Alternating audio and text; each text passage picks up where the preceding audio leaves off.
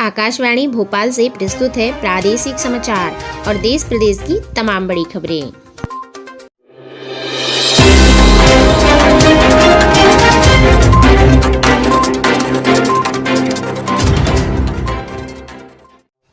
नमस्कार, सुबह सुबह के ताज़ा समाचारों में आपका स्वागत है। बात करते हैं आज के मुख्य हेडलाइंस की। पहली मुख्य हेडलाइंस, दुनिया के सबसे लोकप्रिय नेता बने पीएम मोदी जी। देश में कोरोना की तीसरी लहर की आहट। काबुल में तालिबान ने महिलाओं को बंदूक की बट से पीटा। इसके अलावा आज किन किन इवेंट्स पर रहेगी खास नजर, आगे आपको बताया जाएगा। देश दुनिया के बारे में बात करें तो आपको बता दें, कोरोना की तीसरी लहर की आहट। 28 दिन बाद एक्टिव केस 4 लाख के पार हुए। काबुल में प्रदर्शन कर रही महिलाओं को तालिबान ने बंदूक की बट से मारा। रोहित का विदेश में पहला शतक। भारत ने इंग्लैंड पर 171 रनों की बढ़त बनाई। द मॉर्निंग कंसल्ट के सर्वे में दुनिया के सबसे लोकप्रिय नेता बने पीएम मोदी जी। इसके अलावा सीजीआई बोले, किरण रिजिजू को देखा तो लगा किसी स्टूडेंट से मिल रहा हूं। प्रधानमंत्री नरेंद्र मोदी जी के 71वें जन्मदिन पर 20 दिन का मेगा इवेंट्स होगा। टोक्यो पैरा ओलंपिक में 11वें दिन भारत को गोल्ड मेडल सहित 4 मेडल मिले। साथ ही अलगाववादी नेता गिलानी के शव पर लपेटा पाकिस्तानी झंडा, केस दर्ज किया गया। आज सुर्खियों में क्या रहेगा और इसके अलावा आज के दिन इतिहास में क्या हुआ था, मानसून का मिजाज कैसा रहने वाला है, इसकी जानकारी आगे आपको बताई जाएगी। मध्य प्रदेश में शिक्षक दिवस के अवसर पर अतिथियों की दास्तान। अब बात करते हैं समाचारों की विस्तार से। सबसे पहले नजर डालते हैं किन किन इवेंट्स पर रहेगी खास नजर। यूपी के मुजफ्फरनगर में कृषि कानूनों के खिलाफ किसान संगठनों की महापंचायत होगी। राष्ट्रपति रामनाथ कोविंद टीचर्स डे के अवसर पर 44 शिक्षकों को राष्ट्रीय पुरस्कार से सम्मानित करेंगे। टोक्यो पैरा ओलंपिक की क्लोजिंग सेरेमनी होगी। इसमें अवनी लेखरा भारत की ध्वजवाहक होगी। अब बात करते हैं देश दुनिया के बारे में। कोरोना की तीसरी लहर की आहट। 28 दिन बाद एक्टिव केस 4 लाख के पार हुए। देश में कोरोना के आंकड़े तीसरी लहर शुरू होने का संकेत दे रहे हैं। बीते दिन 42,000 से ज्यादा नए केस सामने आए हैं। इसके साथ ही देश में एक्टिव केस की संख्या एक बार फिर 4 लाख के पार हो गई है। 7 अगस्त के बाद से पहली बार ऐसा हुआ है कि जब से 4 लाख एक्टिव केस थे। इसके बाद से कम होते होते 23 अगस्त को सिर्फ 3.6 लाख ही केस रह गए हैं। यहाँ से इनकी संख्या में भारी बढ़ोतरी शुरू होने लगी है।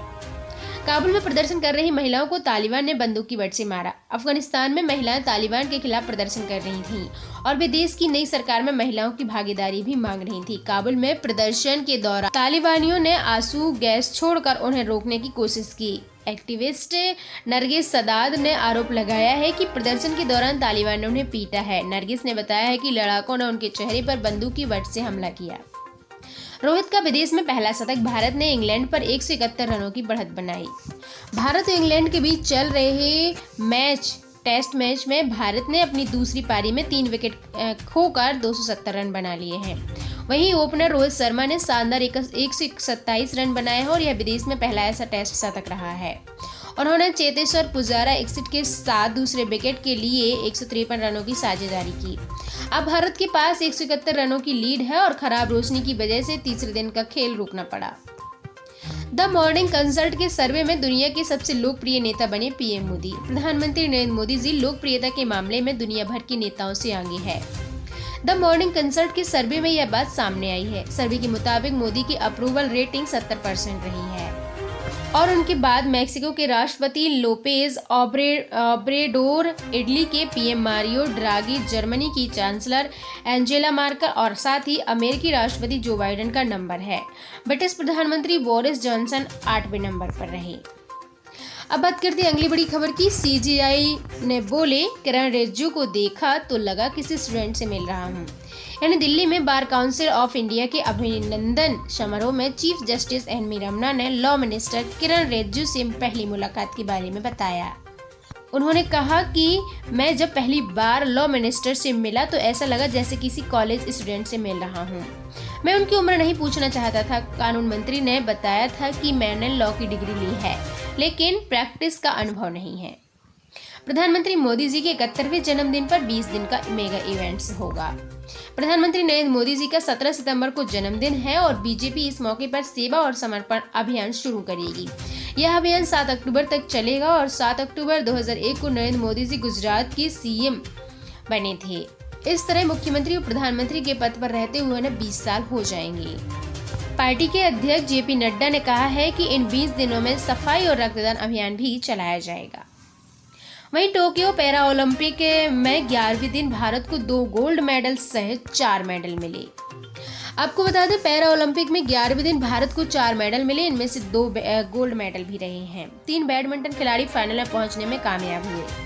भारत के लिए पहला गोल्ड शूटिंग के एसएच फर्स्ट कैटेगरी के 50 मीटर पिस्टल में मनीष नरवाल ने जीता।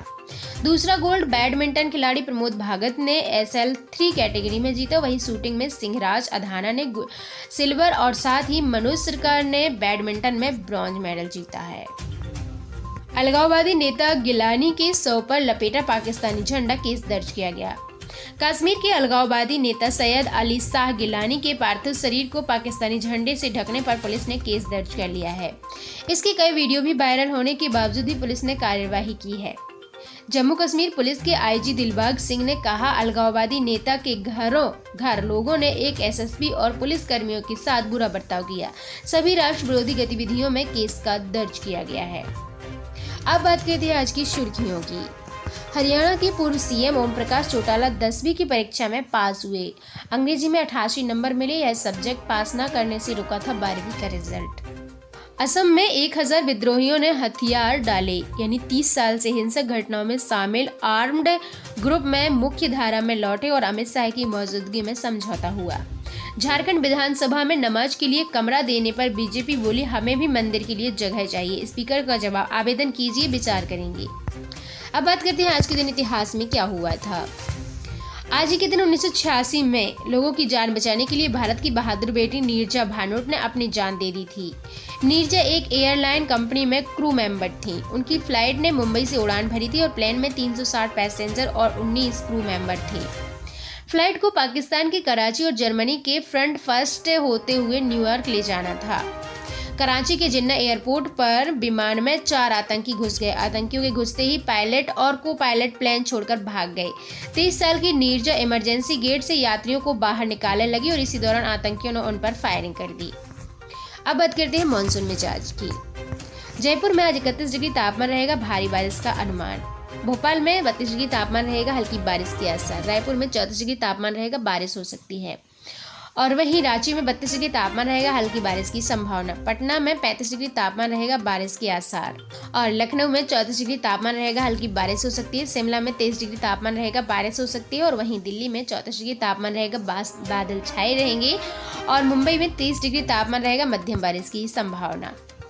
मध्य प्रदेश में आज शिक्षक दिवस के अवसर पर अतिथियों की दास्तान। अंग्रेजी में MA टीचर लगाते हैं ठेला और 10 साल से सामाजिक विज्ञान पढ़ाने वाले अतिथि शिक्षकों ने थामा उस्तरा कैंची, कोई पत्थर की घिसाई करने लगा काम। आपको बता दें, कोरोना काल में स्कूल बंद होने से बड़ी संख्या में अतिथि शिक्षकों को नौकरी से हाथ धोना पड़ा है।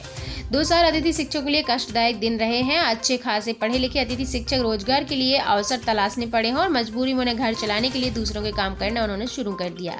शिक्षक दिवस पर ही ऐसे कुछ अतिथि शिक्षकों की दास्तान है जो 1.5 साल से सरकारी स्कूल बंद होने के कारण अपनी अतिथि शिक्षकों की नौकरी चली गई है और BEd किए हुए अतिथि शिक्षक दूसरों की मजदूरी करने को मजबूर हो गए हैं।